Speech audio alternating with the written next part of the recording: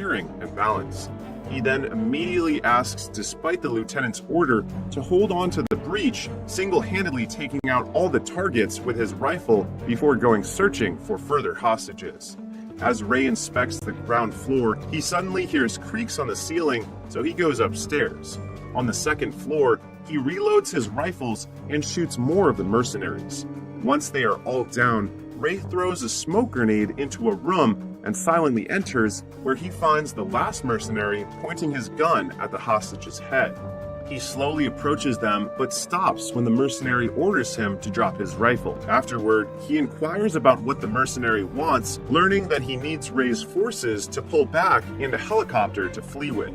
Ray orders his teammate to hold fire while negotiating a deal with the mercenary before providing him with a chopper. He asks the mercenary where he keeps the phone, and as soon as the guy turns his head to show him, Ray pulls out the gun and shoots him.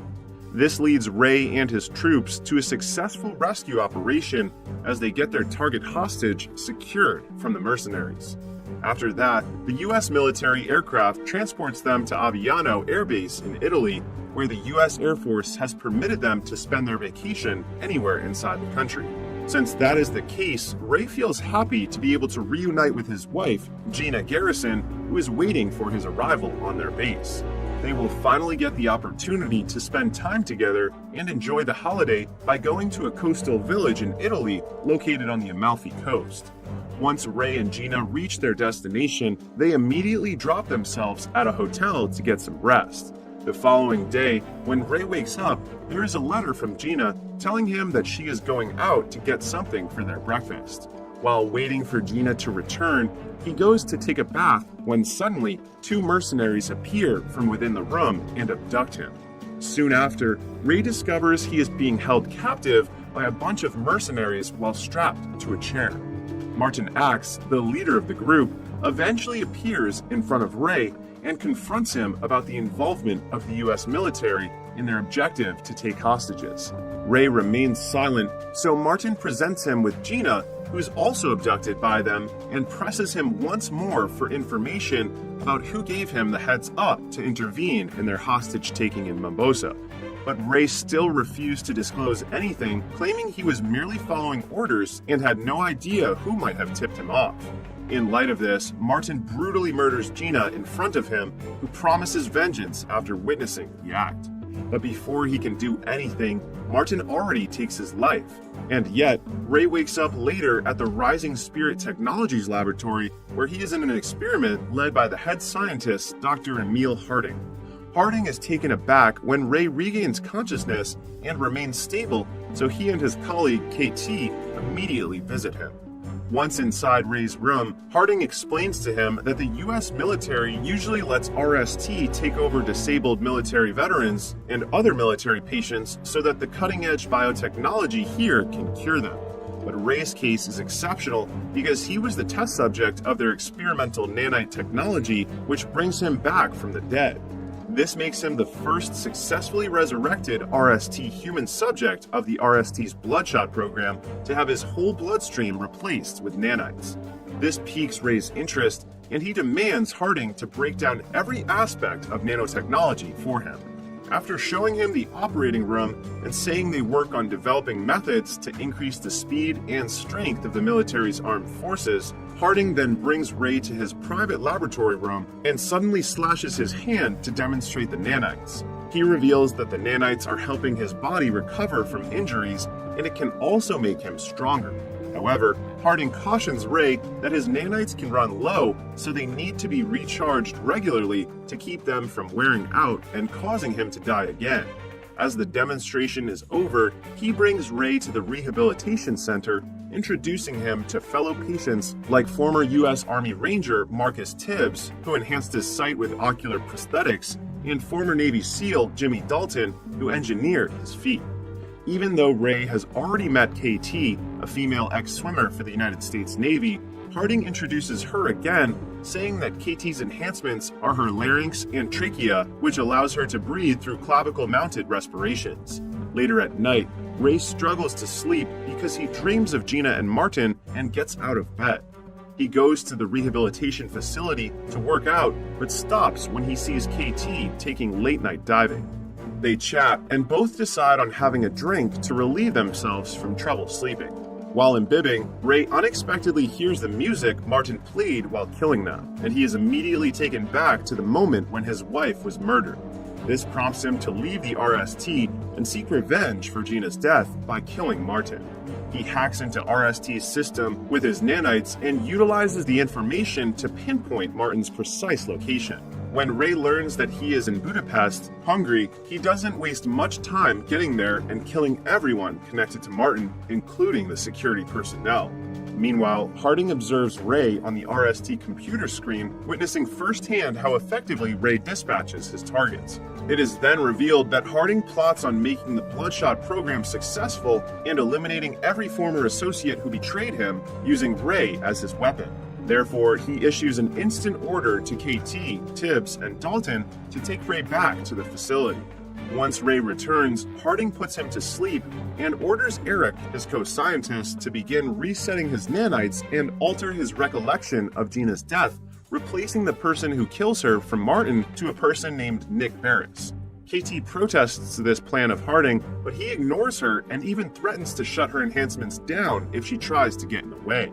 When Ray awakens again with no memories, Harding pretends to be surprised again and begins reintroducing RST and the new developments in his body.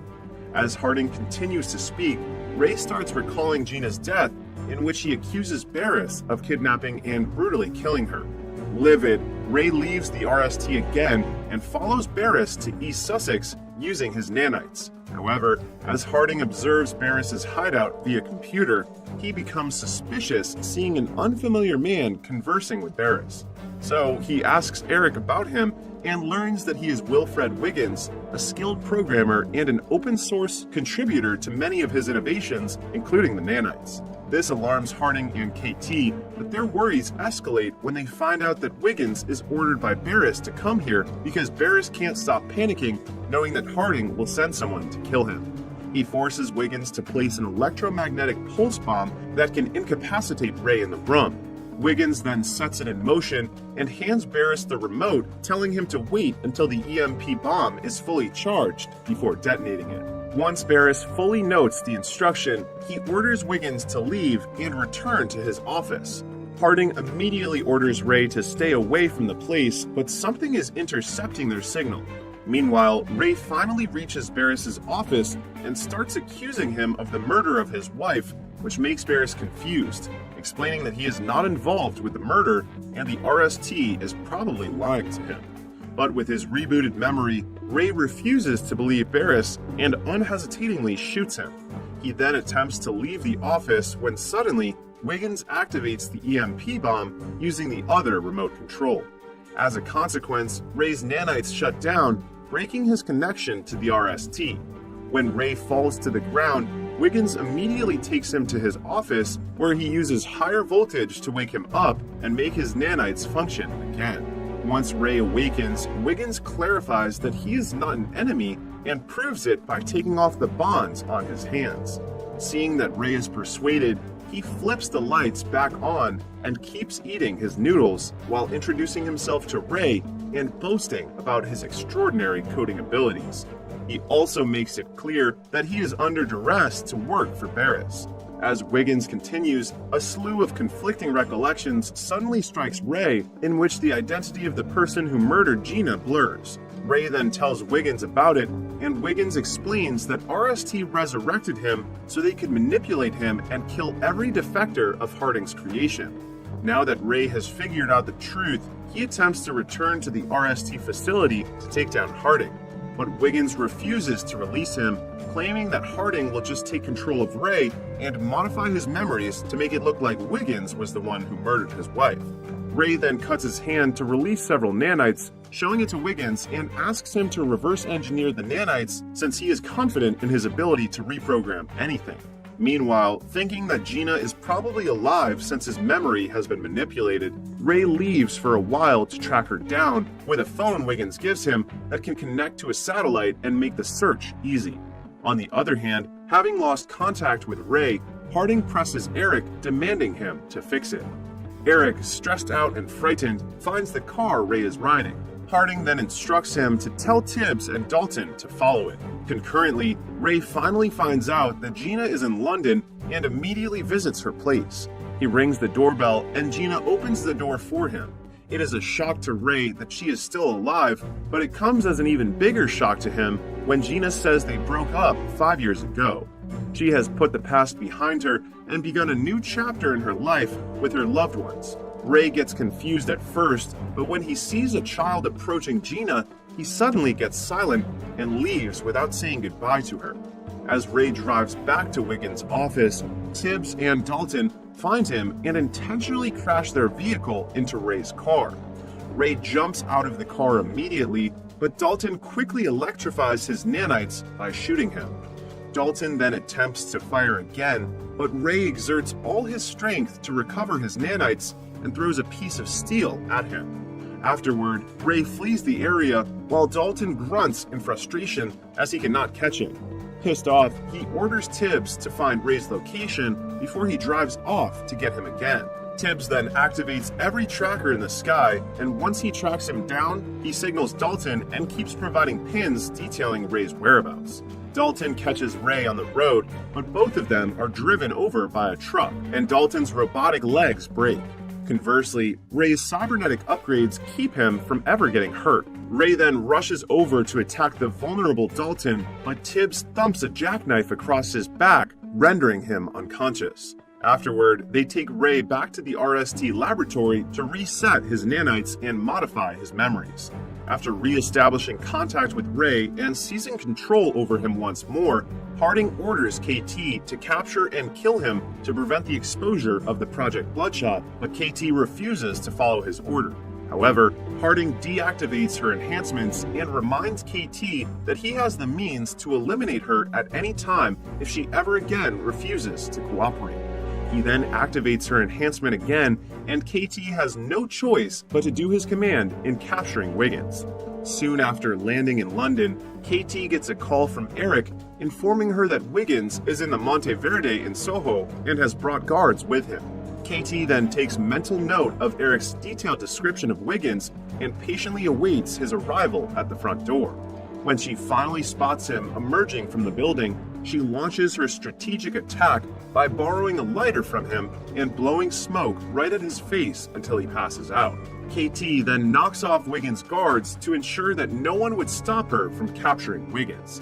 But instead of murdering Wiggins, she plots a scheme with him against RST. KT has favored him for his potential assistance in her plan to escape RST's control and destroy the company's Bloodshot project. A while later, she returns to the RST facility alone and tells Harding that Wiggins managed to escape since he was anticipating her arrival.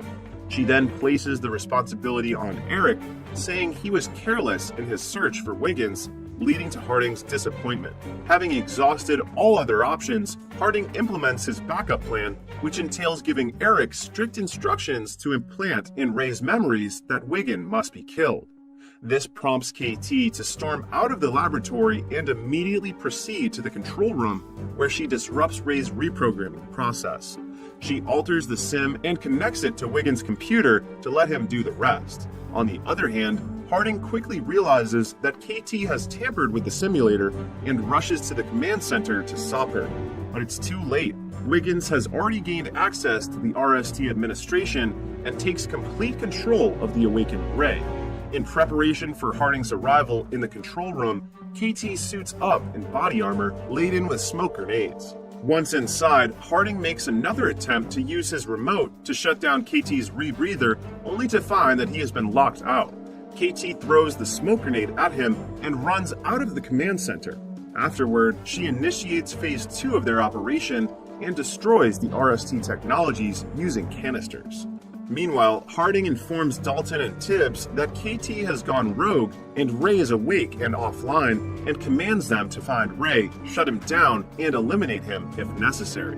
In the light of this, Dalton and Tibbs instantly put on their combat gears and grab their high-tech weaponry.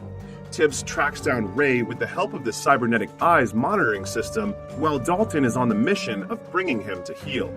As they begin their task, Tibbs spots Ray on his way to the 74th floor level and notifies Dalton. Dalton, anticipating Ray's arrival on the floor, activates his advanced technology weapon and waits for an opportunity to attack. As expected, a battle breaks out between the two. However, it soon becomes clear that Ray is too powerful to be stopped alone, causing them difficulty recapturing him. Their battle gets more intense when the building begins to collapse and Dalton lets Tibbs fall even though he hears him yelling for aid. Dalton has no remorse and is solely focused on destroying Ray, but also gets killed when Ray falls, dragging him off the building. Ray, on the other hand, survives due to the nanites that protect him from damage.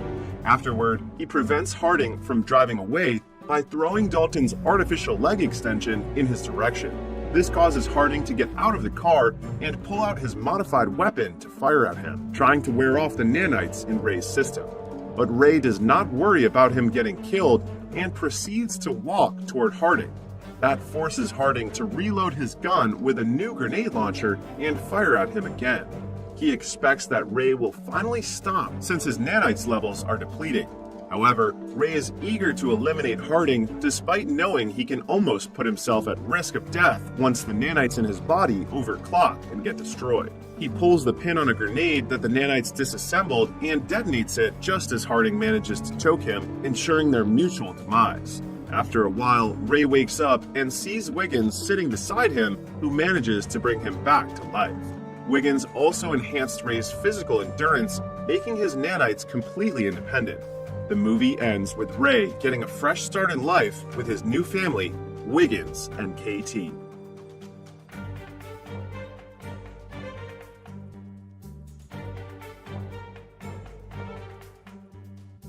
"800 years ago, Calder and his friends are working as witch hunters, looking for the witch that has cursed their town with the Black Plague, which has killed dozens of families. When they make it to the center of the forest, they discover the Witch Queen is behind this and she kills the first soldier by summoning a swarm from his mouth. Then she brings up a few undead to attack them, and Calder immediately lights his sword on fire to keep them at bay. A fierce battle ensues, and while his friends defend themselves from the evil creatures, Calder goes after the queen, only to find a toy on the ground that reminds him of his dead family. Calder realizes this isn't real, and when he snaps out of the illusion, he begins fighting the Witch Queen directly. The queen pushes him through a hole on the tree and traps him with her roots, but Calder lights the sword again and starts a huge fire. Then he stabs the queen to kill her. However, as she dies, the queen curses Calder with immortality so that he'll forever live with his suffering loneliness. In modern day, Calder is still alive and working as a witch hunter. Currently he's on a plane, and when he breathes against the window, he sees a symbol indicating the presence of magic. Using a pin on a glass of water as a compass, Calder finds the witch and gets rid of the person on the seat next to her by spilling the water on his lap. It turns out this witch is traveling with some ancient runes in her bag, and that's causing a storm that will make the plane crash soon. In fact, the plane suddenly begins to shake, but Calder grabs the runes and deactivates them, making the storm instantly go away. Sometime later, Calder visits his dear friend the 36th Dolan, who works for the Axe and Cross organization like him. It's revealed that witches still exist and are allowed to live alongside humans as long as they don't use magic against them. Calder only intervenes when it's necessary to keep peace. The Dolan will be retiring soon after 50 years of service, so Calder gives him an antique pen to. He also learns that his friends has already chosen the 37th Dolan, a young man that vows to watch out for Calder. Afterward, the 36th Dolan takes a cab to go home while the mysterious Belial watches from afar. The next day, Calder receives a call informing him that the 36th Dolan died in his sleep last night. Devastated by the news, Calder goes to watch the ceremony in which the young man is officially declared 37th Dolan with a burning mark on his arm. Then the two of them go to the dead Dolan's apartment to investigate the death. Calder uses the usual tricks to check for elemental magic, like the breath on the window and a lighter, but there aren't any signs. However, when he's about to leave, he finds 3 dead insects and finds it suspicious. He uses a special powder on the floor and reveals a pentagram, which suddenly explodes and makes runes appear on the walls. This confirms the entire room has been cursed with the rare black magic and that his friend was murdered. When looking further, Calder discovers the pen is gone. He also finds a book with a bloody fingerprint and begins suspecting the new Dolan, but the guy reveals his burned hands to prove his innocence. When he was a kid, some witches set his house on fire, and it had been Calder who saved him from it. Afterward, the duo goes to the local kitchen, where people are cooking with creepy ingredients.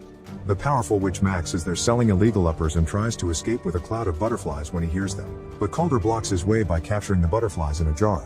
Max says he knows nothing about a user of dark magic, But after Calder insists with a threatening tone, Max explains he sold a forbidden herb to a stranger. Max is blind so he can't describe the guy, but he smelled the scent of arsenic and rotten apples on his body.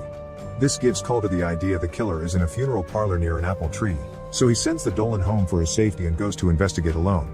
Meanwhile, a kid is shocked to find a trail of gummy bears on the streets and follows it to find a beautiful gummy tree near a bright house where Belial is watching. When the kid grabs the gummies, Calder stops him and reveals they are actually rotten apples. The house turns old and ugly, and when Calder enters to investigate, he finds a young scared girl. Calder approaches her only to discover she's a warlock in disguise called Alec. The warlock tries to attack Calder and stabs his hand before running away. Calder's wound quickly closes and goes after Ellis, throwing a knife to stuck him on a wall. After finding Dolan's gift pen, Calder knocks Alec out and takes him to the Council of Witches, where the 37th takes the chance to punch Alec for revenge. The council leader Glazer uses card reading to prove Alec is guilty, and she ignores Calder when he says Alec couldn't have been working alone considering the powerful spell he used. Glazer summons a terrifying creature known as the Sentinel and feeds Alec to it without hesitation. Then Calder notices a dead insect on Glazer's clothes, giving him an idea. He checks on the 36th Dolan's body and uses a carved candle to prove the presence of magic. Then he checks Dolan's neck and finds another insect that proves he isn't dead. He's actually been cursed by old-school black magic. The only way to get rid of the curse is to kill the warlock that cast it. Since Alec is dead, this proves he was working for someone. Calder also notices a cut on Dolan's finger and goes to recheck the book, finding multiple bloody fingerprints left on purpose to form a message: remember your death. Since Calder doesn't remember his early life, he goes to a witch bar for help. His mere presence scares all the witches away except for the owner Chloe, who Calder asks for a memory spell.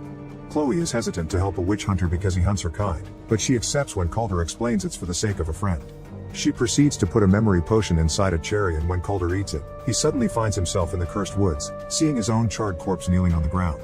However, when he's about to see more, Belial shows up and pulls him out of the spell. When Calder suddenly finds himself chained to the floor. By breaking his fingers, he manages to get his hand through the cuffs and frees himself before going after Belial, triggering a fight. Unfortunately, Calder is still under the effects of the spell and keeps seeing hallucinations, so he can't fight well. Belial uses the chance to set the bar on fire, leaving Chloe to bring Calder back from his trance. Calder thinks she's the queen and tries to kill her, but she blows a powder into his face and wakes him up just in time. Calder tries to catch Belial again, but Belial opens a root hole on the floor and disappears. Chloe tries to use a fire extinguisher to no avail and laments the loss of her bar because it's all she had, so she says Calder is a monster like everyone says. Later in the evening, Chloe hears a weird noise in her apartment and suddenly all the lights explode, allowing roots to open another hole in the floor and drag her down to hell. Chloe tries to struggle free from their grasp and notices Calder's hand helping her, but at that moment she wakes up and finds herself in the cathedral. Calder and the 37th Dolan are researching Belial, and Calder asks Chloe for help again, convincing her to collaborate to get revenge for her bar. Chloe accepts, but with her bar gone she needs ingredients for the potion, so she takes Calder to a friend's house. When they arrive there, Chloe is devastated to discover her friend has been murdered and all the important plants were stolen. At that moment she gets a call coming from her friend's phone, but it's Belial with a message threatening them with more attacks incoming. Since they don't have other choice, Calder goes to see the dangerous witch Danique, who accepts to lend them the plants. However, while Chloe is distracted checking the plant, Calder suddenly begins seeing illusions of his family. It turns out Danique is a traitor, and while her employees catch Chloe, Calder gets trapped in a memory spell. He enjoys seeing his family again, but his happiness is interrupted by Chloe, who keeps talking and pushing until he wakes up. Back in reality, Calder finds himself being dragged away by Danique's men. He immediately knocks them all out and finds Chloe, freeing her before interrogating Danique. The witch swears she doesn't know Belial's intentions, she only got him the plants he needed. Calder decides to leave without punishing her, but Chloe takes revenge by stealing Danique's magical gem and destroying it, which reveals Danique's real hideous face. Afterward, Calder has a chat with Chloe and confirms she's a dreamwalker, meaning she shouldn't need potions to get into someone's mind. Chloe confesses she's afraid of her ability because when she used it on her brother he died, so Calder takes her to a sacred place that shows the history of witches. After teaching her of her legacy, he reminds her he can't die and guides her through the process of seeing his mind. The duo revisits the night of the curse and finds Calder's charred body, which roared when his friends came closer. When the first Dolan tried to destroy the queen's heart, Calder began screaming in pain, meaning they couldn't kill the queen without killing Calder too. The heart was kept hidden, and Chloe realizes Belial killed 36th Dolan because he knew where the heart is and will use it to bring the queen back. Meanwhile, Belial kidnaps Max to take him to the old woods, where he puts it against a tree to sacrifice him to the witch queen as he summons it with the heart. Back to Calder, he goes to the cathedral and yells at the 37th Dolan because nobody in the organization ever told him they hid the heart. The young man responds the 36th Dolan had been considering destroying the heart to grant Calder his freedom. He also provides Calder's with the location of Belial's truck, which can be tracked. Moments later, Calder arrives at the woods and discovers Max has been possessed by the Witch Queen. Chloe suddenly appears behind him, but when Calder gets distracted, Belial drops the illusion and attacks Calder with fire magic followed by a few shots. However, Calder's fast and quickly throws a knife to kill him. The Queen uses this distraction to stab Calder with a root and retrieve the immortality, explaining she hadn't gifted it to him. He has just been keeping it safe until she could regain her body. Max loses his shape and transforms into the Queen, who attacks Calder with a magic swarm, but when Calder responds with a shot, she disappears into the tree. Calder rushes back to the city and discovers the 36th Dolan has reawakened. However, Calder isn't happy. He knows the Queen will cast a Black Plague curse and he can't do anything to stop her. The Dolan reminds Calder he already killed the Queen once and encourages him to try again. Determined to prove himself to his friend, Calder retrieves a legendary sword plus a bunch of runes to arm himself. Then he leaves with Chloe and the 37th Dolan to visit the council room, where the plague tree is kept away from evil hands. Glazer is found dead, confirming the Queen is here to unleash the plague. They follow a secret corridor into the cave where the council kept the arrested witches, and Calder breaks a wall to release Alec's body, which is chanting away the plague spell. While Chloe enters Alec's mind, the Sentinel shows up. It is met with fire from Calder and Dolan, but bullets do nothing. Calder is pushed away, but he quickly recovers and jumps on top of the Sentinel to stab him with the sword and shoot right into its weak spot, making it explode. Meanwhile, Chloe appears in Alec's mind and tries to stab him, but Alec jumps on her and pushes her down to kill her. After some struggling, Chloe manages to push back and throws Alec into the root hole, which instantly stops the chanting of the plague spell. While Chloe returns to reality, Calder goes after the Queen, illusion of a post-apocalyptic world to fight Calder there. Because Calder is mortal now, every hit leaves a scar on him. After exchanging a few hits, Calder manages to stab the Queen, but this only gets rid of the illusion. Back in reality, Calder uses a rune to light his sword on fire and knocks down the Queen again, but when he is about to land the final blow, he's interrupted by the 37th Dolan, who shows up holding Chloe at gunpoint. It turns out he's a witch too, but he isn't capable of using magic, and the witches Calder killed when he was a kid were his parents. The Dolan shoots Calder and hands Chloe to the Witch Queen, who immediately uses her to start the chanting again and finally releases the plague all over the city. Dolan hopes he'll be granted magic as a reward, but the Queen sees magicless people as useless and kills him with her swarm. Meanwhile, an unconscious Calder begins dreaming about his family, who support him and motivate him to try again. Calder wakes up and uses the weather rune from the plane on the sword to activate a lightning effect. He proceeds to throw it at the Queen, effectively killing her and gaining back immortality. As his wounds heal, the plague disappears from the city. The Queen's body crumbles in ashes, but the heart is still beating. Calder wants to stab it, not caring about his own future, but Chloe stops him by explaining the world still needs him to keep fighting witches. She also promises she'll keep the heart safe and won't let him be alone again. Sometime later, Calder tells the 36th Dolan that he won't work for the organization anymore, then leaves with Chloe to find their next adventure.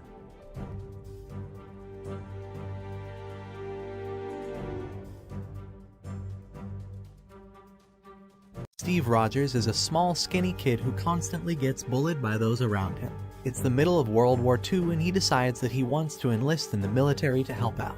But he's half the size of every other man there, and has a bunch of different conditions and diseases. He's so pathetic that the army refused to let him join as he would be too much of a liability. He respects everyone that fights for their country and his only wish is to do the same. Steve hates bullies and stands up to them whenever he has the chance. However, it usually ends with him getting beaten up and thrown around like a rag doll. He does have one friend, Bucky Barnes, who defends him whenever he can. Unfortunately, Bucky is leaving to go to war tomorrow, so Steve will soon be all alone. They decide to spend one last night together at a science expo and meet with two pretty girls. But they are both interested in Bucky and neither one of them pay attention to Steve. Probably because he's 5'3". A man named Howard Stark is on stage showing off his new invention, a flying car. Even though it fails, everyone is still impressed. While Bucky is distracted by the show, Steve sneaks off to try and get into the army again. There is a recruitment center at the expo. His friend tracks him down and tells him it's a bad idea. Even if he gets into the army, he is too weak and could end up dying. Steve insists on trying again. He believes it's his responsibility as a man to protect those around him.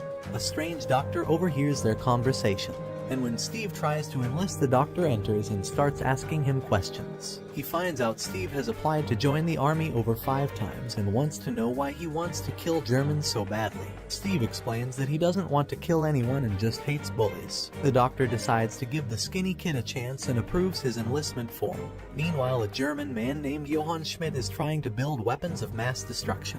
He has recently discovered a blue glowy cube known as the Tesseract, and wants to use it to help Germany win the war. With the help of his assistant, he manages to harness unlimited energy from the Tesseract, and realizes that he can use this power to take over the world. Elsewhere, Steve is going through basic training. The doctor has created a serum that can turn anyone into a super soldier, giving them immense strength, power, and endurance. But he is only able to give it to one person and thinks Steve is the right man, and so does Agent Peggy Carter, who takes a liking to Steve when she sees that despite his shortcomings, he continues to keep pushing forward and never gives up. However, the Colonel doesn't like him and thinks it's a waste of time trying to train such a puny man.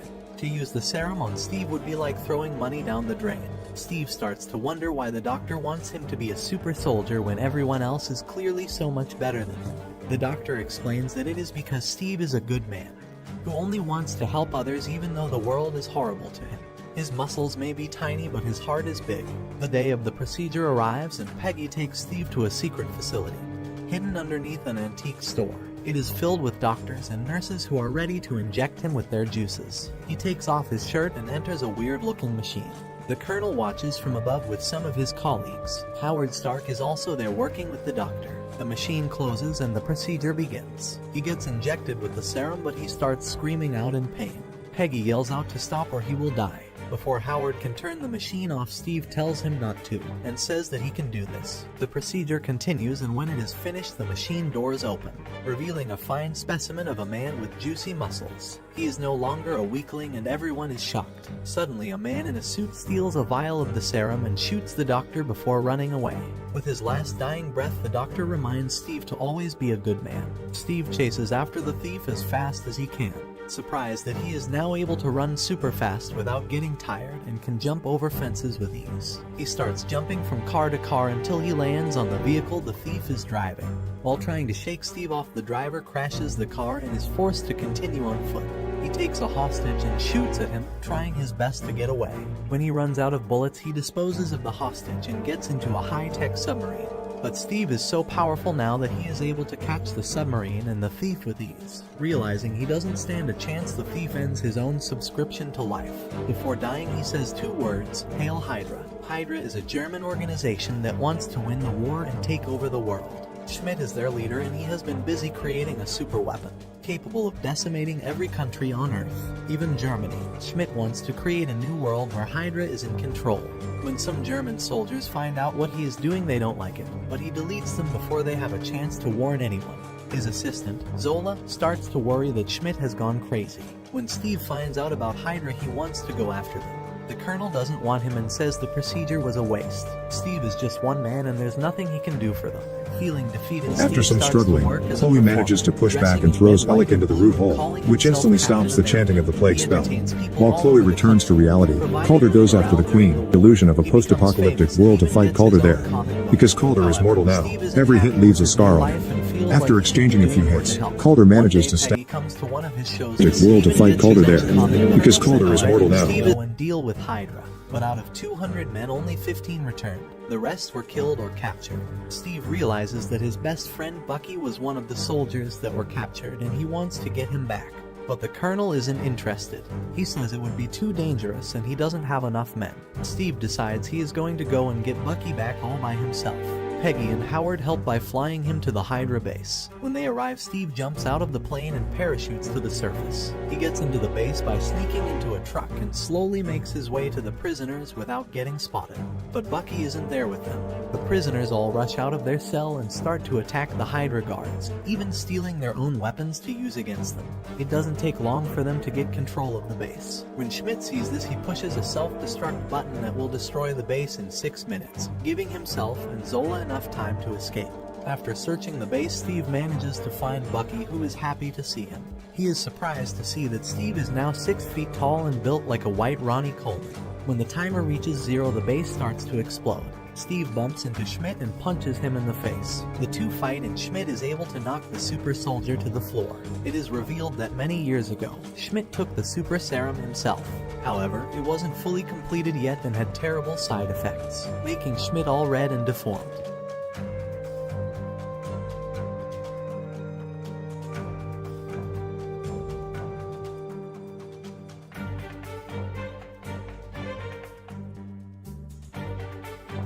Then he takes an elevator to the roof where he flies away, leaving Bucky and Steve to die in the burning building. A while later, the Colonel and Peggy start to worry about Steve and believe that he is dead. Suddenly, a group of soldiers emerge from the forest. It's the regiment that were originally captured, with Steve and Bucky at the front, leading them. They are all still alive, and the Colonel is happy to see them. All the soldiers cheer for Captain America. After earning the Colonel's respect, Steve puts together a team of soldiers to take down Hydra. Over the past year, he has grown from an invisible weakling to a famous hero, and he starts to get a lot of attention from women. One of them even kiss him, which makes Peggy jealous. He talks with Howard about designing a new Captain America uniform and even gets a new shield, made of vibranium, the strongest metal in the universe. With his new team, he travels to Hydra bases all around the country, taking them down. He is finally the soldier he always dreamed of being. His next mission is to hijack a Hydra train and capture Zola. Using a zipline, he lands on top of it and sneaks inside with Bucky. The two of them get separated and attacked. Using his new shield, Steve is able to take out a metal man with no problems, but Bucky is being cornered. Steve helps him out, and together they are able to defeat the Hydra soldiers. However, another metal man appears out of nowhere and shoots them, blowing a hole in the train. Steve knocks him out using his shield, but Bucky is hanging off the train. He tries to save his friend, but the railing snaps, causing Bucky to fall to his death. Even though Steve lost his best friend, the mission was still a success. They have captured Zola, and the Colonel interrogates him to find out information about Hydra. It doesn't take long for Zola to snitch on Schmidt. He tells the Colonel all about his plans to take over the world. Tomorrow, he plans on using his weapons of mass destruction to destroy every major city on Earth. Elsewhere, Steve mourns his friend while Peggy comforts him. He says that he is going after Schmidt. He's not going to stop until all of Hydra is dead or captured. Schmidt is in the final Hydra base, which is hidden in the Alps. The next day, Steve rides there on his motorcycle looking for revenge. He takes out some soldiers and a tank, then he crashes his bike into the front door, blowing it up. He does his best, but there are just too many soldiers and he gets outnumbered. They capture Steve and take him to Schmidt, who beats him. Bullets fly everywhere as Hydra tries its best to survive. Schmidt realizes his plan is falling apart and starts to fly away on his super jet. The Tesseract is on the plane, and with it he can rule the world. Steve runs after him, but he isn't fast enough. Fortunately, the Colonel and Peggy arrive just in time to offer him a ride. Using the car, they are able to catch up to the plane before it takes off. Steve gives Peggy a sloppy kiss before jumping onto the wheel, safely making it onto the plane. He sees a bunch of bombs which are all labeled for different cities. If he doesn't stop Schmidt, a lot of people are going to suffer. He makes his way to the cockpit where he finds the Red Man. The two of them get into an intense fight and almost cause the plane to crash. But luckily, Schmidt manages to put it into autopilot. He then shoots at Steve, gloating about how he will be victorious. Steve dodges his bullets and throws his shield, which hits the bony demon and also the Tesseract, causing it to malfunction. Schmidt picks up the cube, hoping to fix it, but it starts to burn through his hand. The Tesseract is too powerful and he never should have messed with it. A wormhole opens up above the two of them and Schmidt gets sucked in, leaving only the cube behind. The Red Skull has been defeated, but Steve still has to deal with the bombs and he doesn't have a lot of time.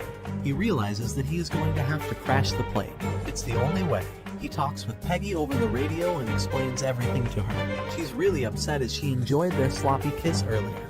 Steve crashes the plane into the Arctic, saving the world but sacrificing himself. World War II ends and everyone is happy. However, after years of searching, no one can find Captain America's body or the plane that he crashed.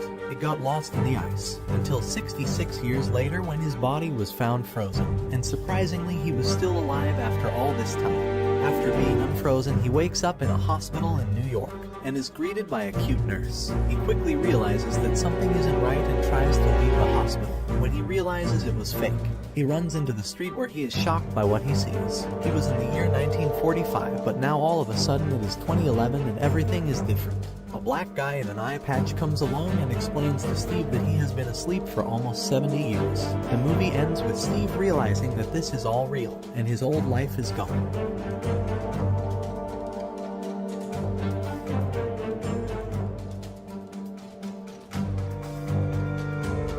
After finding a robot dog that has escaped from a secret base, a young man begins to be chased by the army and will need the help of the android animal to survive. Today we're going to recap AXL. At Crane Laboratories, a company that supplies weapons to the army, the chief designer named Andric is trying to create a war dog called Axel. When during the first phase of testing, the prototype goes out of control and ends up escaping from the lab. To retrieve it, the man asks the assistant engineer to release the drones that begin searching for the lost creature. While his devices are searching, Andric receives a call from Captain Alicia Weber, the Army representative who hired Crane to build the AXL, tired of waiting. The woman says that the demonstration will take place in 2 days and asks for immediate access to the prototype, but as the drones haven't found it yet, Andric has to string the American Army along until they recover Axel. A young man called Miles is taking part in a motocross race when, at the last corner, he ends up being hit by another competitor and falls off the bike with such force that his chain splits in half. Frustrated, Miles carries the vehicle to his father and asks for the extra chain, but Chuck replies that was already the spare and now they don't have any. In order to continue in the race, the man goes to the pit of another team's competitor and asks if they have a chain to replace the broken one.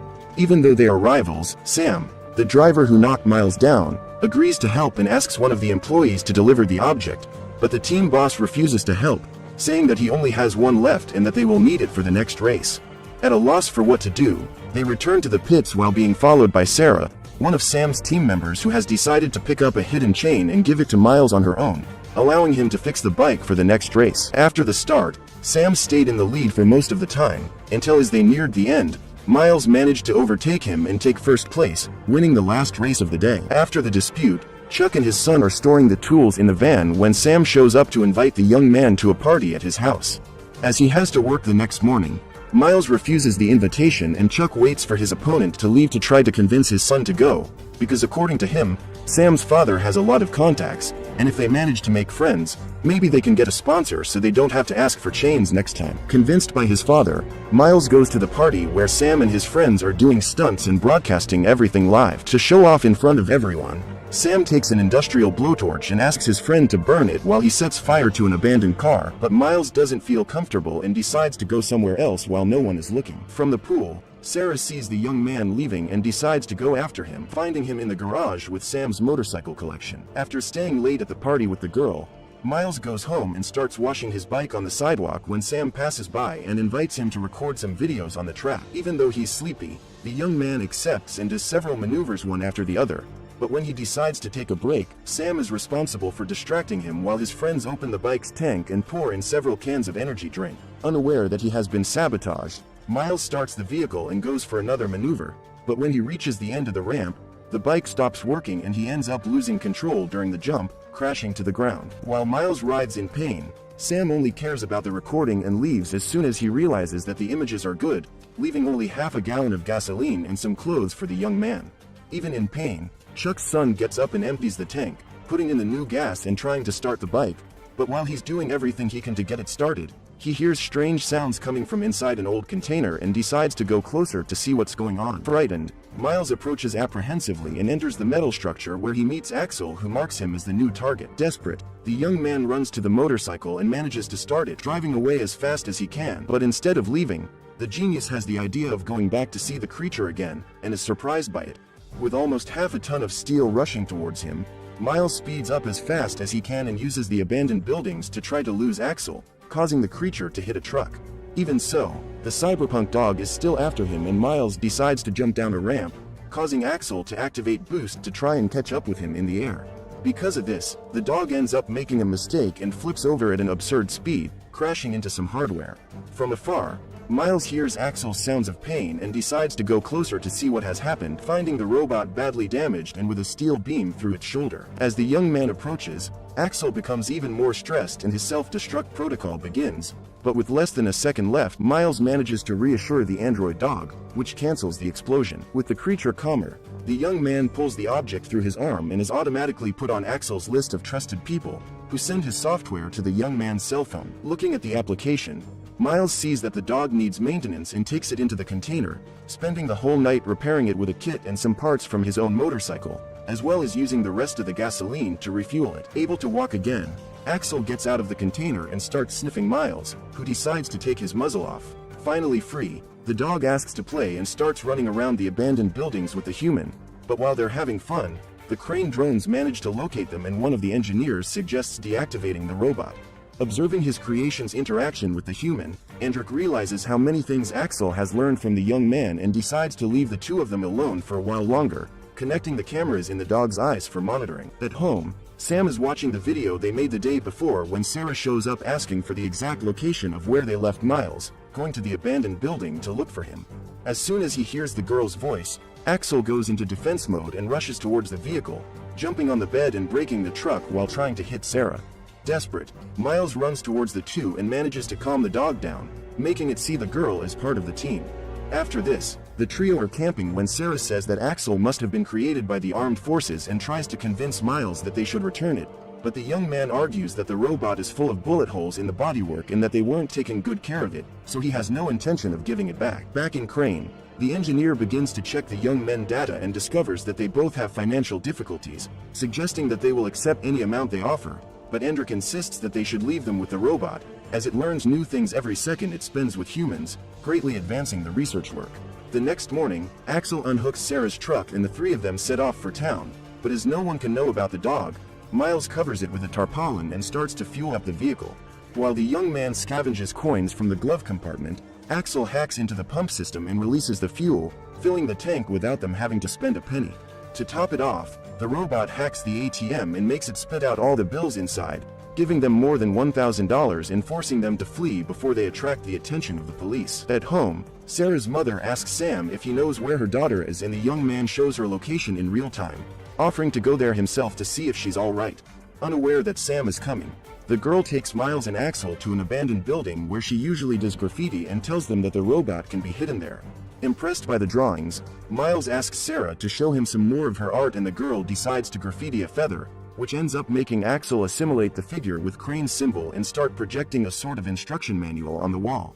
After the hologram ends, the robot ejects the admin control and Miles places his thumb on the fingerprint reader that pierces his finger, using the blood to pair him as the new admin and owner. Just then, Sam arrives at the place and Sarah asks the others to hide while she talks to him, but during the discussion, the spoiled teenager starts to get aggressive with the girl and Miles shows up to defend her.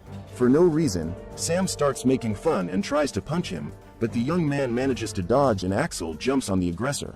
With Sam immobilized, Miles asks the robot to take him to the truck and starts threatening him never to go near the girl again, leaving Sam terrified. After making him promise to leave everyone alone, Miles allows him to leave and thanks Axel for defending him, but Sarah is not at all happy with what has happened and starts saying that he has ruined her life. According to the girl, her mother works for Sam's family and they both live in his house, so now he can fire them and they'll have nowhere else to go.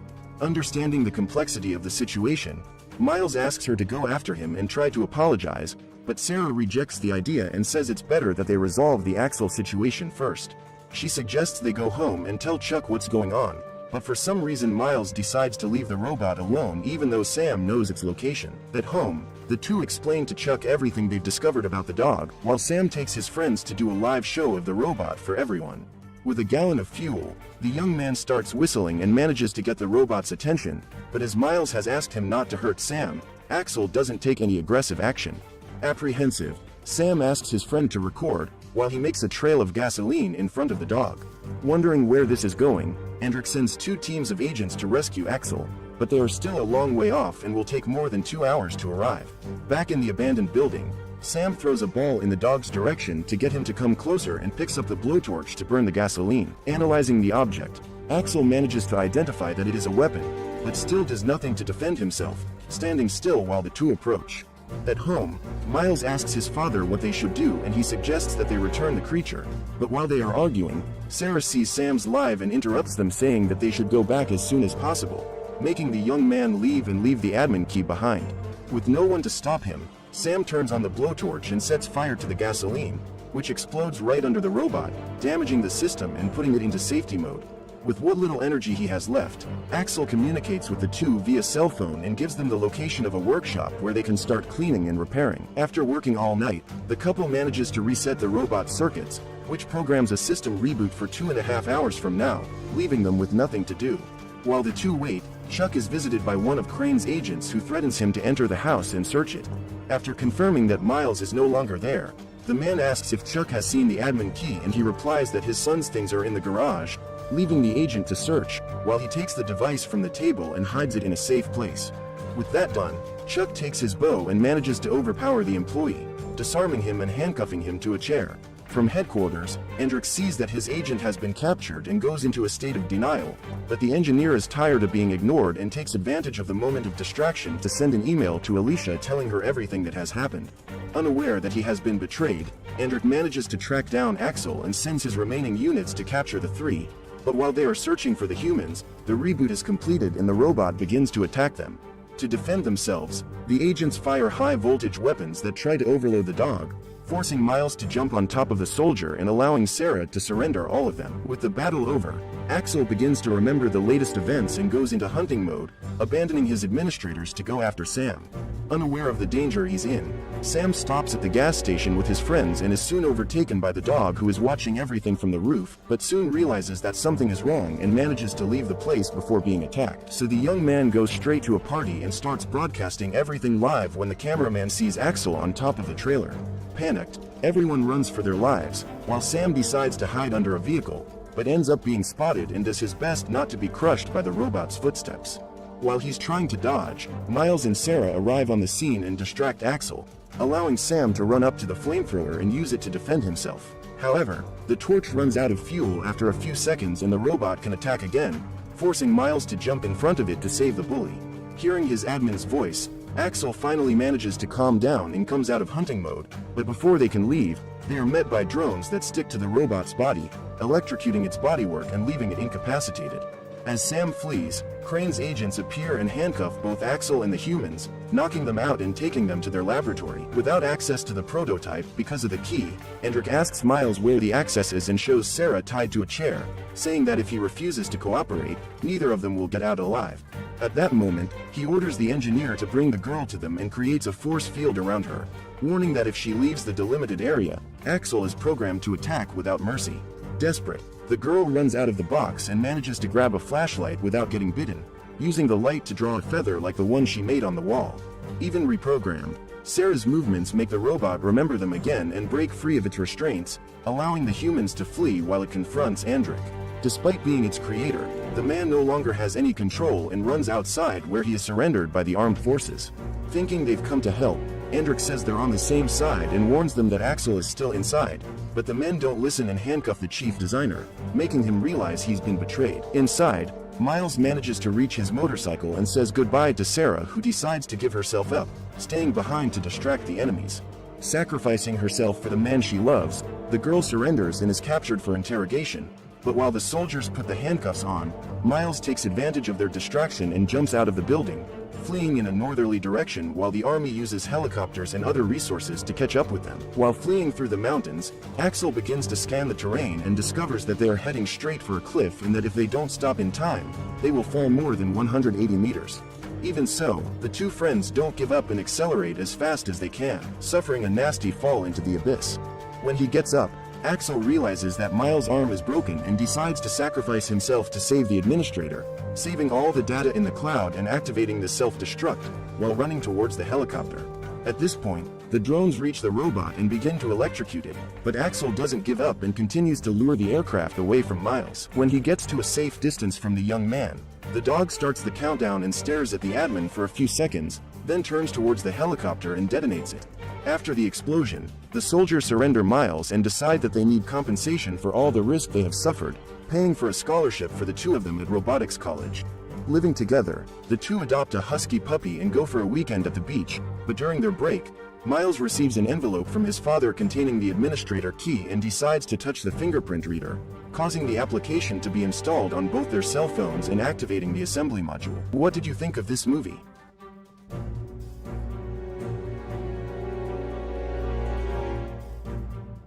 Did they finally kill Superman? Stay tuned to find out. Welcome back to our channel, guys. Today we will be recapping the movie, Death of Superman. Spoiler alert, watch out and take care. The film begins in the Metropolis City Hall, where the cops are trying to stop a notorious group called the Inter Gang from kidnapping the mayor. The gang disposes of the cops with their advanced weapons, but just as they are about to start celebrating, our favorite Red Cape hero shows up just in time.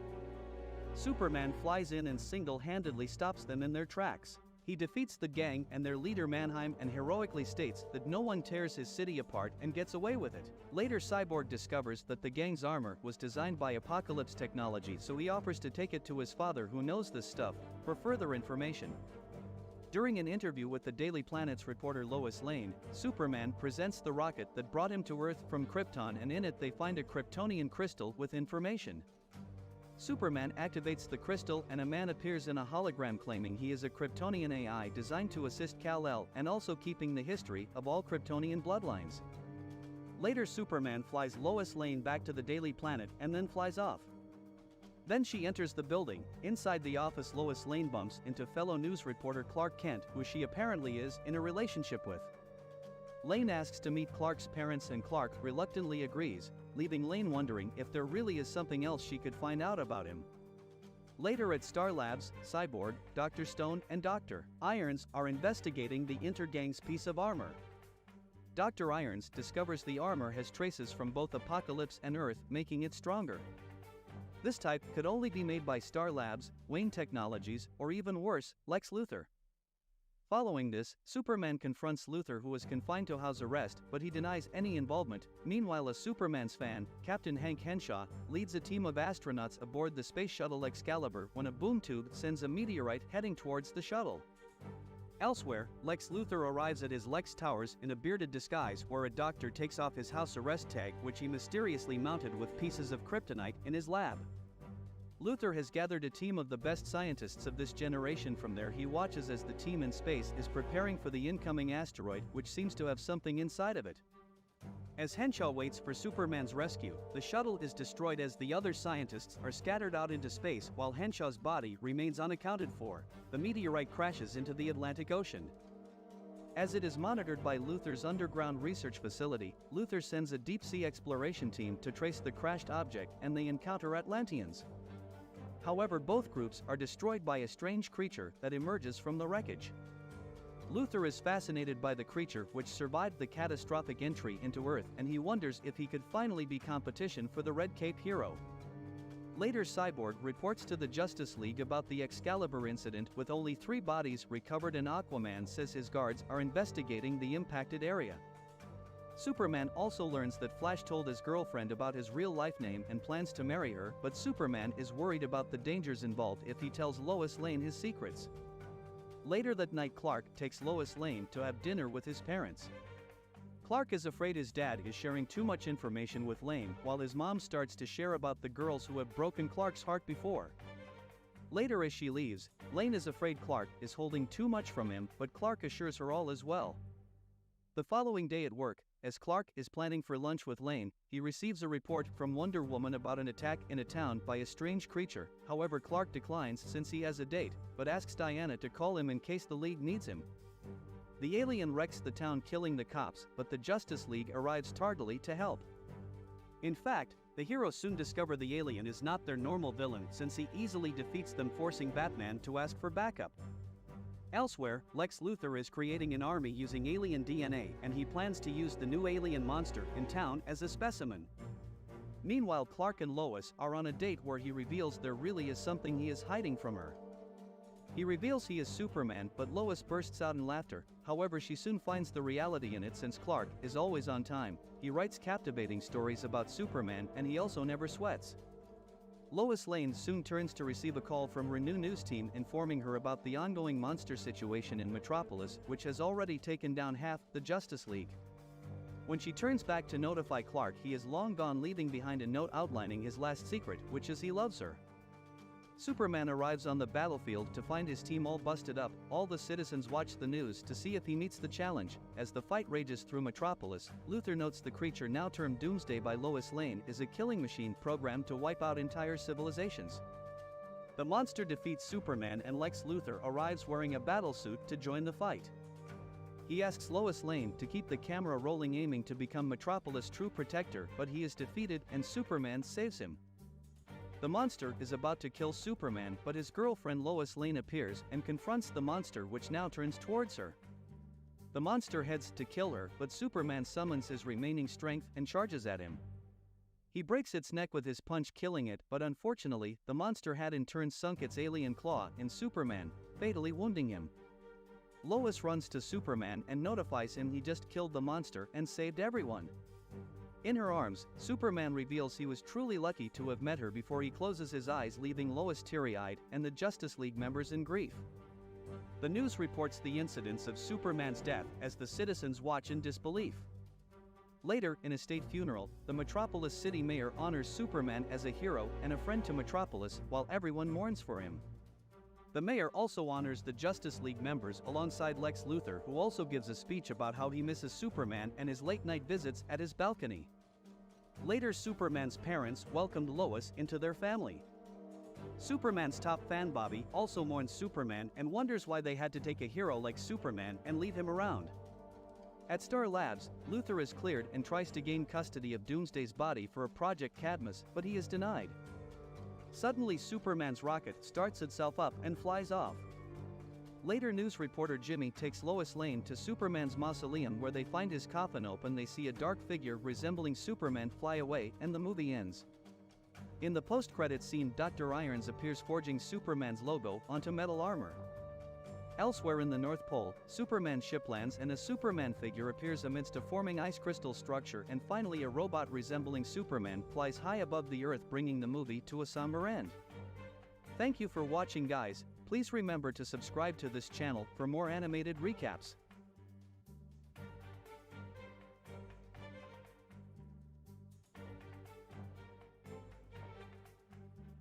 Superman is possessed by a demon who helps him and the Justice League to defeat Darkseid. Welcome back to today's recap. Spoiler alert, watch out and take care.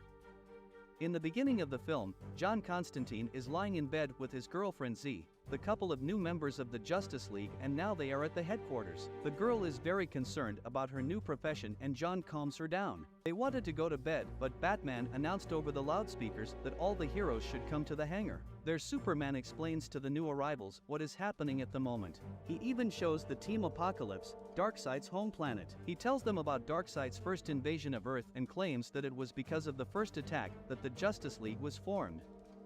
The second attack involved Cyborg, Superman and his cyber forces. However, Raven, one of the heroines, gets sick during the superhero story, but she doesn't tell anyone about it. Diana reports that Apocalypse has infiltrated their dimensions and released drones, after which he retreated again. Superman claims that soon Darkseid will try to take over the Earth. Flash is interested in Darkseid's intentions, and he asks what assumption Superman has, whether the villain will capture the Earth right now or it will happen in the distant future. Superman, in response to his question, shows pictures taken from the worlds captured by Darkseid. Justice League intelligence reports that the villain is sending his elite guards as an occupying force. Superman outlines that the team is faced with a real and very dangerous problem that they have to solve. Many team members offered to make a deal with Darkseid, but Superman was categorically against it. He states that the villain created a monster that once almost killed him, therefore the only way to win is to destroy Darkseid. Flash and Constantine argue that the villain does not deserve to die and war should be avoided, because otherwise a lot of people will die. Superman still stands by his opinion. Next, Diana tells the team their plan, but there is a traitor in the midst. Through Cyborg's eye, Darkseid saw and heard what the Justice League was going to do in order to destroy him. The Justice League is off on their mission to save the world. Through the portal, they moved to the Apocalypse. Almost immediately, ships began to attack. The scene changes to 2 years later. Planet Earth is enveloped in darkness. There are a lot of destroyed buildings and cities, and people do not go outside. Darkseid guards are patrolling through the streets. Constantine is in a bar drinking whiskey with his friend Edrigan. Clark Kent and Raven come for him. Superman reminds an old friend of himself, after which Darkseid monsters break into the bar and attack them. They defeat the monsters and a dialogue ensues between them. Superman looked different, his eyes were green and there was a green Superman logo tattoo on the skin of his chest. Superman claimed that it was because of liquid kryptonite so that he would not become a threat to Darkseid. This means the hero was deprived of his superpowers as a result. Raven feels terrible and hears a voice in her head. She soon gets better. They both came to the bar to take Constantine with them, but the man refused their request. Raven tried to manipulate Constantine, saying that his dead girlfriend would like to see her man as a hero. However, Constantine is not moved by these words. Constantine brought his old friends to his office, They both retells what had happened in that battle. Darkseid knew all their actions and was able to stay one step ahead of the heroes. Because of this, many members of the Justice League died at the very beginning of the battle. The villain did not kill everyone as he had plans for some of the heroes. A few days after the battle, Darkseid sent his subordinates to Earth, so the heroes had no chance of winning. Constantine remembered how his beloved died, and he ran away at that moment. Now he doesn't understand why he did it. They both came for Constantine because they needed to search magic. John agreed to help, but before that he had one thing to do. He left and asked his old friends to wait for him in the office. Darkseid continues to destroy the Earth. He plans to gain power over the space sector. He even made Batman become his servant. Batman followed all his given instructions and reported all the work done to his master. Superman learns that new destructive equipment has appeared in China. Constantine returns to the heroes. Superman asks him to find Damian Wayne. The heroes are transferred through the portal to the location on the map. However, Batman contacted Luthor and told him the plan of action, which is to extend Darkseid's power to the entire universe. When the heroes got to the location, they were attacked by Damian's guards. They managed to fight back and found Damian, who was not happy to see Superman. Raven hears the voice in her head again and falls into a trance in which her father contacts her. It is his voice that torments the girl. He insults and humiliates her in every way and swears to take revenge for everything. Damian calls Raven and Clark to follow him. The young man claims that many of his comrades died because of that battle. Superman says they need to get to Batman and Damian can hack into Darkseid's program. After all, he is the son of Batman, so he agrees to help save him. The team is transferred to Stryker's Island, but Raven is getting worse. Meanwhile, on the island, Clark's girlfriend Lois fights Harley Quinn in the arena. A lot of people were watching them. Although Clark thought that the girl would negotiate, Lois defeats Harley and becomes the champion. Harley snatches the microphone from the host and tells the Suicide Squad that they will go to Lex Luthor and take back the planet tomorrow. Harley and Lois go to her office. Lois wants to show her something. Sheeta took Damian and Raven to a separate room so that the girl could rest. The young man asks how she contacted Clark. She said that she wanted to end her life by suicide and Superman saw it and saved her. Damian confesses his feelings to the girl. He wanted to find the League of Assassins and invited the girl along with him, but at that moment she refused. Raven told the young man that she didn't want to reject him. The fact was that her father wanted to kill Damian and the girl could not take the risk. Lois shows the new allies and heroes the Darkseid machines that have appeared in China, the Congo, and on the shores of England. These equipment move the Earth's magma to Darkseid's base. The heroes need to blow up the apocalypse, but for this they need to lure out the Paradums, which consist of improved Batman's DNA. Lois suggests they do this by stealing 2 trucks, thus the Paradums will go from the apocalypse to Earth. Next, the team will capture Luthor's tower and teleport to the apocalypse and destroy it. The team will wait until Darkseid goes to away, then when they get to the apocalypse they will close the portal so that Darkseid does not get back. Without the apocalypse, the villain will not be able to destroy the Earth. Lois learns about all this information from the sleeper who was with Darkseid. He had been giving her information about the villain for months. The team needs to act as quickly as possible as the molten core of the planet will be depleted in a week. This plan is very risky, but the team has no other choice. Harley and Captain Shark found the truck and made their way to the Luthor Tower. Darkseid goes to away and orders Batman not to bother him. The team is already inside the tower. The sleeper informs Lois that Darkseid has gone to away. The first team and the second team went to damage the equipment. Batman teleports his Paradums to Earth. Lois is concerned that the sleeper has not yet reported that the Paradums have left the apocalypse. The girl begins to blame herself that she did not assemble a third team. Constantine, thanks to his abilities, went to the third machine. He summoned his old friend. John Constantine set up the monster to ruin the equipment, then he returned to his team. Lois said that Constantine's plan worked, but they were just acts without any plan. The superheroes went to battle with the army of Darkseid. Luthor on CCTV cameras saw the heroes heading to the top of the tower. Lois informs the team that the gate is on the floor above and the team is in a hurry to get there. Suddenly Luthor appears in an exosuit and prevents the heroes from passing on. Lex starts attacking the team, but Raven deftly handles him. Superman stops the action of the team and says that they need Luthor, however Damian does not agree with him. Luthor tries to justify himself and says that at the end of that battle he was surrounded and since then he has been forced to work for Darkseid. However, Lex was exactly the same sleeper who helped the team and transmitted all possible information so that the heroes could move forward. Luthor was really useful to the team as he knew all of Darkseid's plans, therefore the heroes took him with them. The teams that caused damage to War Machine and fought with the villain's drones, many of them were already dead. Superman puts on an exosuit that Luthor gave him. The exosuit and all the weapons that Luthor gave to the team consisted of kryptonite. Meanwhile, Lois decided to stay on Earth and make sure that the portal remained closed. The heroes teleported to the Apocalypse where they were attacked by their old friends. Their minds were controlled by Darkseid. In this battle their team lost Edrigen. Constantine managed to free Diana's mind from Darkseid's control and she joined their team. Wonder Woman pointed the heroes to the tunnel that leads to the power generator and she decided to deal with the attacking opponents herself. Some heroes stayed in the tower with Lex and Lois. They decided to stop the monsters that have arrived on Earth since if they return to the Apocalypse the plan will not work. Meanwhile the team reached the power generator, there they saw the Flash. With the help of his speed, the power generator was operational. Flash was forced to run to maintain its functioning constantly. Superman destroyed the generator and saved the Flash. The superhero said that after that battle Darkseid reactor was damaged and the villain made Flash his replacement. The Flash was off the energy generator but the heroes could not blow it up. However the team had gone too far, they needed to revisit the plans. Meanwhile, the team of heroes who stayed on Earth began to fight monsters. Their weapons were running out of ammo and they had to close the portal to teleport to other dimensions.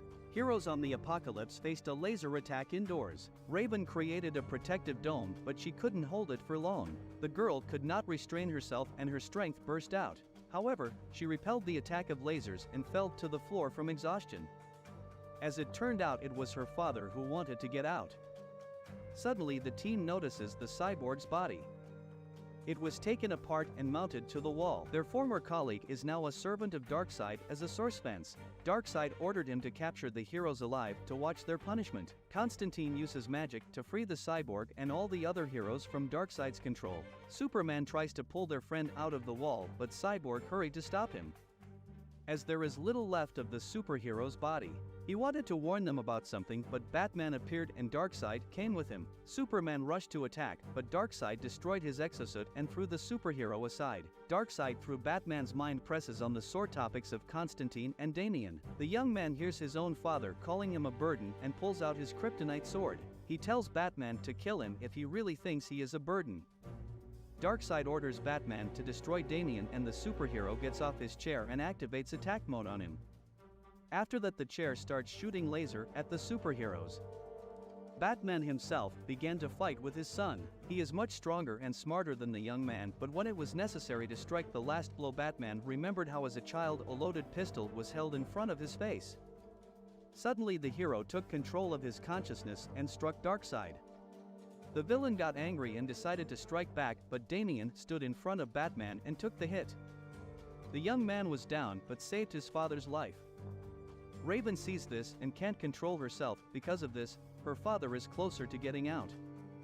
Constantine offered the demon his body to kill Darkseid, but the demon preferred Clark's body and possessed him. After that he killed Constantine and began to fight with Darkseid. Damian was still alive, he apologized to his father and asked to save the heroes, after which he died. Lois tries to contact Clark, but Batman answers her. The hero takes her to the big screens and Clark sees her. Lois says that she loves him very much after which a powerful explosion occurs and Lois along with the entire team on the ground dies. Superman expels the demon from his body and regains his abilities. Darkseid captures the demon and starts fighting Superman. Constantine meets with his dead girlfriend and realizes that he also died. Z outlines that she needed to apologize to him. On the day of their first attack when the girl was dying, she used a compulsion spell to make Constantine escape and survive. After this conversation, the girl claims that their friends need Constantine and he needs to go back. Raven cries over Damian's corpse and confesses her feelings, but as soon as her tears get on his skin he comes to life. Z kisses Constantine and he comes to life on Earth. The heroes devised a new plan in which Cyborg offers to send the heroes to the platform and bring the Paradums back, then throw the Apocalypse into nowhere and Darkseid will be forever locked up with his monsters. Constantine and Raven release Raven's father to freedom so that he distracts Darkseid and the heroes can return to the platform together. The demon does not attack Superman and tells him to leave as soon as possible. Cyborg opens the portal and the heroes leave. Then the Apocalypse was teleported to an unknown dimension and the Earth was saved. The heroes mourned the dead loved ones. Batman outlined the bad news, stating that the inhabitants lost not a small part of the Earth's core and the rotation of the planet was disrupted. Batman estimates that about 1 billion more people will die before superheroes can take control of everything, but Superman is not going to give up. He is ready to fight for the Earth. Thank you for watching, guys. Please remember to subscribe to this channel for more animated recaps.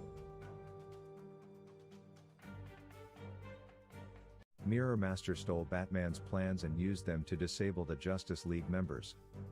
Hey guys, welcome back to our channel. Today we will be recapping the movie, Justice League Doom. Spoiler alert, watch out and take care. The story begins with the Justice League investigating the activities of the elusive Royal Flush Gang. It's been reported and claims he would do it again if given the chance. He firmly believes that the Justice League is far too powerful of a group not to have fail-safe against any possible misuse of its powers. Despite good intentions, Batman fears their powers could easily be used for ulterior motives. He then walks away, but not before criticizing them for not seeing the potential danger of an out-of-control League member. Superman later talks to Batman before he leaves. He wondered what his plans were should he go astray, to which he responds that the Justice League was his contingency plan with his trust assured. Superman hands Batman the kryptonite bullet, entrusting him to stop him and keep the planet safe if he goes over to the other side. After which the awesome film came to an end. Thank you for watching, guys. Please remember to subscribe to this channel for more animated recaps. Welcome back to the channel, guys. In today's recap we will be recapping the Space Jam. The movie begins on a teeny-weeny planet called Moron Mountain. The owners of the unpleasant amusement park on that planet realized that his rides weren't as amusing to the customers anymore. So he devised a sinister plan. He ordered his goons to go down to Earth and kidnap the Looney Tunes characters and bring him back, and so they could be used for attracting all the kids. The alien goons made their grand entrance on our big blue planet Earth and started their exploration. On the hunt for those famous cartoon characters, they searched high and low, left and right, but couldn't find a single one of them. Frustrated, they dive underground in their spaceship and started looking around. They eventually stumbled upon the secret entrance to the Warner Brother cartoon world. As soon as they set foot in the looniest land of all, these aliens needed to find someone ASAP, so they landed their ship, squashing poor Elmer Fudd in the process. Once they got out, this little green dude started asking Bugs if he knew where Bugs Bunny was. We all know how shifty Bugs is. He pretended he had no clue. But these aliens were not dummies. They quickly figured out that their target was right in front of him and zapped Bugs Bunny with their laser guns. This forced him to round up all the Looney Tunes characters. Meanwhile, back at Michael Jordan's crib, he was just chilling with his kids watching some Roadrunner cartoon, but this episode was interrupted by Porky Pig calling for an emergency meeting. So in this toon world, Bugs Bunny was all tied up informing the others about the aliens who once top and slayed them all. But given Bug Bunny's history, the other characters thought it was some kind of prank and didn't take it seriously. Well, that is until Yosemite Sam tried to be a hero and got zapped into smithereens by the aliens' weapons. That's when they all surrendered, but typical Bugs Bunny always got a trick up his furry sleeve. He told those aliens they could not just snatch the Looney Tunes without a fair challenge for their freedom, and he proposed a challenge in the form of a basketball game. These aliens had no clue how the game works, so they started crashing real basketball games and took over the players' bodies, stealing their skills and stuffing them into this weird alien ball. They left the poor athletes completely useless on the court. These aliens, with their sneaky tactics, managed to snatch the skills of not one, but 5 professional players. They touched that basketball and bam, each alien absorbed a professional player's talent and transformed into giant aliens with the bodies of real superstar athletes. They were so strong that just throwing a ball on the ground made the earth crack. Now when the Looney Tunes saw the crazy level of skills these invaders had, they knew they needed backup. So they devised a plan and headed to the golf course where Michael Jordan was playing with his buddies that day. He reached for a ball in the hole and they pulled in right through a hole in the course. Back in the Looney world, Bugs Bunny informed Michael of their situation and what those aliens have done. He begs Michael to help him out in the big match so they can stay free and not become alien slaves. To convince Michael, the Looney Tunes take him to the court, which has fallen apart. It was quickly renovated in a jiffy with a little help from Taz himself. Just as they finished, guess who shows up? If you guess Alien Team, you guessed right. They challenged Michael to prove his skills, but when he says no, they turn him into a ball and start bouncing him around like crazy. An insulted Michael realizes he can't back down as the problem is literally out of this world. So he agrees to help and starts training the Looney Tunes, especially Lola, who's already pretty good at basketball. Michael knows he's got a tough battle ahead, so he asks Daffy and Bugs to swing by his place and grab his fancy basketball gears. They almost became chew toy for Michael's dog. Eventually they sneak into the house with Bugs leading the way and they head straight for the trophy room. But guess who they bump into again? That gigantic doggy who is locked on Daffy. But luckily Michael's kids saved the day just in the nick of time. After grabbing the gear, Bugs and Daffy start making their way back home. But unfortunately, they were spotted by Stan, Michael's trusty assistant. It turns out after Michael went missing that day, Stan started digging like crazy to find his friend, but had no luck until now. Just as he was about to give up, he catches sight of Bugs and Daffy heading into the hole, so he decides to follow and see if he can find Michael too. After a whole lot of training, the big day has finally arrived. The day of the epic basketball game. Warner characters from all over have gathered to witness this legendary match. The excitement is through the roof. As the game kicks off, Michael gets the jump ball advantage and passes the ball to Bugs Bunny. But Bugs is hit and one of those crooked invaders snatches the ball away from him and pulls off an amazing tomahawk dunk. In the next play, Michael is being swarmed by the enemy team, so he passes the ball to Daffy Duck, but poor Daffy realizes the entire enemy squad is after him, so he quickly tosses the ball to Granny, who's just chilling on the bench. She still gets squished by the enemy squad. As the game goes on, those aliens start playing dirtier than ever. They turn Foghorn Leghorn into a roasted chicken. But the Toon Squad manages to score a few points thanks to Lola and Michael. However, at the end of the first half, they were behind on the scoreboard. If you are enjoying this recap, remember to subscribe to get notified whenever there is a new upload. In the visitors' locker room, Stan, Michael's friend, hides in the closet to eavesdrop on the aliens' conversation. He finds out about their dirty deeds against the NBA players, but unfortunately, they caught him red-handed. They give him a good beating and he later arrives at the Toons' locker room. Stan tells them what he had learned about those aliens and Michael tries to boost the team's spirits. While Bugs pulls a funny trick, he fills a bottle with water and pretends it's a super secret formula. He hands it out to all the characters, making them feel supercharged. It's all in their heads, but hypes them up enough. As soon as the second half starts, the Toons are filled with confidence. They turn the tables and start dominating the game. After a crazy comeback, they come close to tying the score, making the aliens call a timeout. During the break, Michael goes to the alien park owner and makes a bold bet. He puts his own life on the line, saying if his team wins, the NBA player's talent will be returned, but if the aliens win, he'll become their enslaved prisoner forever. With the deal sealed, the aliens go all in, playing even dirtier than before. It was like a Looney Tunes junkyard. They're desperate to win. However, with his team almost in shambles, Michael calls for a timeout to regroup and he devises a plan and puts Stan in a crucial position. But as soon as Stan gets the ball, the aliens go apes, turning him to mush. With only 10 seconds left and one player down, the referee steps in to say if they don't find a fifth player, they'll lose the game. And just when things seem impossible, out of nowhere actor Bill Murray appears and he offers to lend a hand. After going over some tactics, they'll go straight to Daffy Duck and asks him to headbutt one of the aliens, and guess what? The alien drops the ball. Murray grabs it, passes it to Michael, who jumps high off an alien's back, and despite being held back by two opponents, Michael stretches his arm and slam dunks the ball right at the buzzer. The crowd goes bananas, the score flips a 77-78 and the Toon Squad snatches the victory in the very last second. Furious at his defeat, the evil park owner starts throwing insults at his employees, but they have got the upper hand now. They scoop him up and stuff him inside an Acme rocket, blasting him off to Moron Mountain. With the game over, the aliens keep their end of the bargain. They return the players' skills back into basketball, as they revert magically to their original shape and size. After the dust had settled, Michael bids farewell and returns to the human world back on Earth. He visits the athletes who lost their skills and asks them to touch the basketball, and like magic their talents were restored and they can finally get back to their careers. This brings the movie to a close. Thank you for watching, guys. Remember to please subscribe to this channel for more animated recaps. Welcome back to the channel, guys. Today we will be recapping an anime titled Wonder Woman. In ancient times, the Amazons, headed by the mother of Diana, Hippolyta, fight an ancient war against Ares, the god of war. As Ares is about to fight Hippolyta, he comments that she's coming right at him with such enthusiasm, just as she usually does whenever she's in his chambers. She sarcastically replies that she hopes he's as good as in the bed. The fight starts and they are of equal strength. Meanwhile, every other lady of Amazon fights against the brutality of men, and as god of war Ares reminds Hippolyta of the child she bore for him.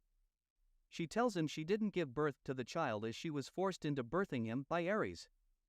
She tells him she will kill the child, and she takes a horse and goes for Thrax, her son. She cuts off his head immediately before Ares reaches her. She takes advantage of Ares' confusion to attack him, gets him on his knees and attempts to kill him, but Zeus arrives. Zeus tells her she can't kill his son. She asks him where he was when Ares was destroying her city. He keeps talking to her, saying she can never kill his son.